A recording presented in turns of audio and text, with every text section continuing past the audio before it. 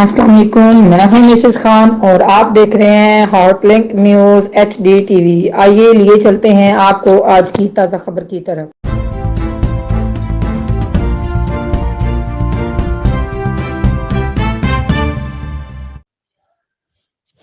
واکنٹ انجمن تاجران کے حمایت یافتہ امیدوار وارڈ نمبر 8 برائے جنرل کونسلر سہیل احمد کے ہمراہ پریس کانفرنس کا انعقاد کیا گیا، جس میں صحافی برادری اور انجمن تاجران اور کثیر تعداد میں افراد نے شرکت کی۔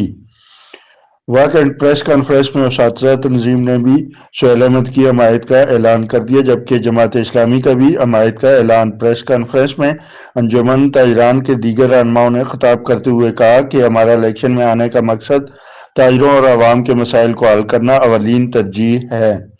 کینال روڈ ٹیکسلا سے لے کر واہ گارڈن پل تک، جو کہ کنٹونمنٹ بورڈ کے یہ حدود میں ہیں، سیوریج جگہ جگہ گندگی کے ڈھیر ہیں، سیوریج کا نظام انتہائی ناقص ہے، سوئی گیس کی لوڈ شیڈنگ عروج پر ہے، اسکولز کے مسائل، ڈسپنسری کے مسائل، بجلی کے نظام کو دیہی سے شہری گریڈ اسٹیشن میں تبدیل، پارکس کی حالت ابتر ہے، لالا روح میں پبلک ٹرانسپورٹ کی بحالی، سٹریٹ لائٹ کا انتظام، ٹوٹی پھوٹی سڑکوں کی مرمت ہمارا منشور ہے۔ ہمارے امیدوار ان سب مسائل کو حل کرنے کی صلاحیت رکھتے ہیں۔ انشاءاللہ 14 نومبر کو سہیل احمد کی فتح کا دن ہوگا۔